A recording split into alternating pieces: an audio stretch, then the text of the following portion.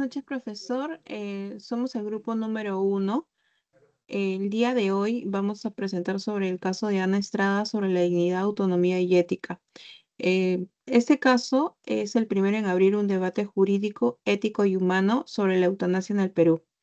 Analizaremos el caso desde el concepto de dignidad, las corrientes éticas involucradas y las conclusiones que este precede para dejar la sociedad.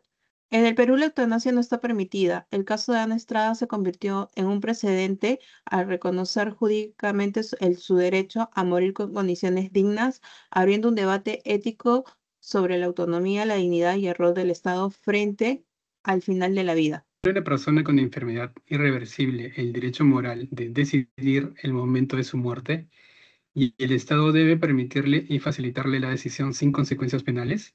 Ante esta pregunta tenemos los siguientes valores en juego. Uno es la autonomía personal, dos, la dignidad humana, tres, protección de la vida y cuatro, ética clínica. Dignidad ontológica se refiere al valor intrínseco e inmutable que posee todo ser humano por el simple hecho de existir. Cada persona es única e irrepetible y goza de un valor absoluto por sí misma. El caso de Ana Estrada se resume en un conflicto entre dos perspectivas de la dignidad humana. Identidad y ontológica según visión médica. La dignidad es intrínseca y absoluta, no depende del estado de salud o las funciones físicas. Por lo tanto, la persona no pierde valor por la enfermedad. El deber ético es proteger la vida con cuidados paliativos hasta la muerte natural, no provocarla. La dignidad funcional y autónoma, según la visión de Ana, no estaba sentía que su vida perdía dignidad al no ser disfrutable debido al sufrimiento y la degradación física. Ella apeló a su libertad de ejercer su voluntad y controlar su propia muerte. El Poder Judicial falló a su favor priorizando la autonomía. Esta visión es reduccionista y funcionalista, pues vincula la dignidad a la capacidad de valerse por sí mismo. Respecto a la ética personalista, en este caso se evidencia un desplazamiento hacia una ética más liberalista. La ética personalista afirma que la persona es un fin en sí mismo y que la vida posee un valor intrínseco que no debe depender de criterios de funcionalidad o de conveniencia. Pero lo que predomina acá es una visión liberal donde la autonomía individual es el eje principal de la decisión moral. La ética liberalista sostiene también que cada persona es dueña de su propio proyecto de vida y este fundamento se apoya en una idea central de Kant en que nadie puede obligar a otro a ser feliz conforme a su propio concepto de felicidad. En este caso, esa premisa se traduce en reconocer la capacidad de Ana para decidir cuándo y cómo desea morir, colocando su voluntad como criterio dominante. La resolución judicial refleja justamente este enfoque, ya que prioriza la autonomía individual sobre la idea personalista. En síntesis, este caso ilustra cómo la ética liberal radical orienta la discusión privilegiando la libertad personal frente a la posición personalista que concibe la vida como un valor absoluto. En el análisis de deberes y derechos nos encontramos ante el conflicto central del caso, la tensión entre el deber del Estado de proteger la vida y el derecho del individuo a la dignidad. Para poder entender esto, hay dos artículos. El primero, el artículo 2, inciso 1, que establece que toda persona tiene derecho a la vida. Tradicionalmente esto se interpretaba como un deber absoluto de vivir y una obligación del Estado de impedir la muerte a toda costa. Sin embargo, está el artículo 1 que dice la defensa de la persona humana y el respeto de su dignidad son el fin supremo de la sociedad y el Estado. ¿Cuál es el conflicto aquí? En el caso de Ana, el deber de proteger la vida biológica entró en conflicto directo con el respeto a su dignidad. Mantenerla con vida significaba obligarla a sufrir, lo cual paradójicamente vulneraba su integridad moral y psíquica. La resolución del caso falló a favor de Ana, estableciendo un precedente histórico. Determinó que el derecho a la vida no puede convertirse en una obligación de sufrir. Se concluyó que cuando la vida deja de ser digna, en una enfermedad incurable y dolorosa, el Estado debe cumplir el deber de proteger la dignidad, permitiendo que la persona decida sobre su final, en lugar de forzarla a una existencia que ella considera degradante. Para el naturalismo, los derechos humanos nacen de la naturaleza humana, no del Estado. Esto significa que son anteriores y superiores a cualquier ley o gobierno. Para esta corriente, la dignidad humana es ontológica, ¿no? Es decir, pertenece a la persona por el solo hecho de ser humana, sin importar su condición física o su estado de salud. Además, la libertad se entiende como una libertad orientada a cumplir los fines propios de la naturaleza humana. Aplicado al caso, de Ana Estrada, el iusnaturalismo tiene una visión que sostiene que el Estado tiene el deber de proteger la vida incluso en situaciones de sufrimiento, ya que la dignidad no se pierde con la enfermedad ni con la dependencia. Desde esa postura, la eutanasia no sería aceptable porque se considera que la vida sigue teniendo valor independientemente del dolor o de la calidad de vida. Por otra parte, el positivismo jurídico tiene una postura distinta, aluciendo que el derecho se basa en la ley positiva, es decir, que en las normas creadas por la autoridad, siguiendo procedimientos legales. Esta corriente separa el derecho de la ética. Eh, Según esta visión, una ley es válida y justa si ha sido creada legalmente, no por su contenido moral. La libertad en este enfoque se entiende como libertad de, es decir, como ausencia de imposiciones externas, ya sean morales, religiosas, naturales. La voluntad de la persona ocupa un lugar central. Bueno, aplicado al caso de Ana, el Poder Judicial actuó dentro del Estado del Derecho. No creó una ley general sobre la eutanasia, sino que resolvió un caso concreto mediante una decisión excepcional. Se protegió la voluntad de Ana, su dignidad y su autonomía. Al mismo tiempo, se garantizó la seguridad jurídica para los médicos y el propio Estado. Esto permitió dar una respuesta legal a una situación real de sufrimiento, sin imponer una única visión moral para toda la sociedad. ¿Qué corriente filosófica escogemos y por qué?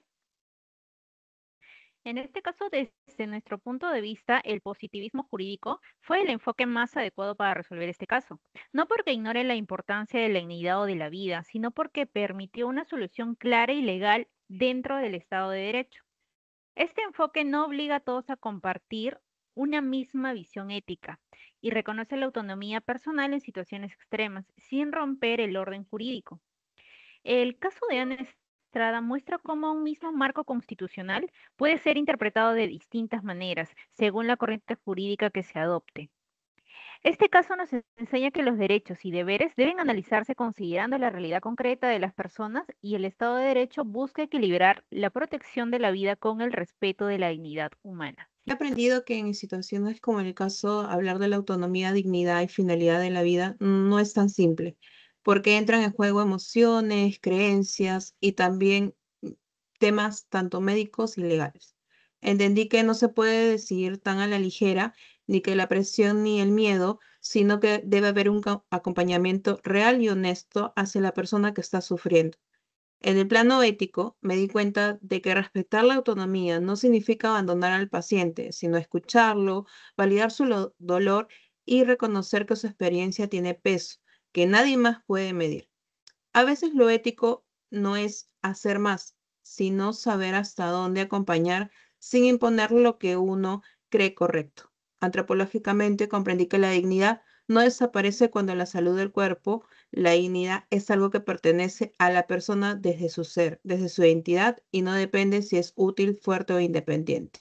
También entendí que cada individuo vive su enfermedad desde su historial personal, su familia, su entorno, de entender la vida, porque no existe una sola persona correcta para todos. He entendido que cuando se trata del final de la vida, la autonomía y la dignidad de una persona chocan con las obligaciones del médico y de las entidades que establecen las leyes penales.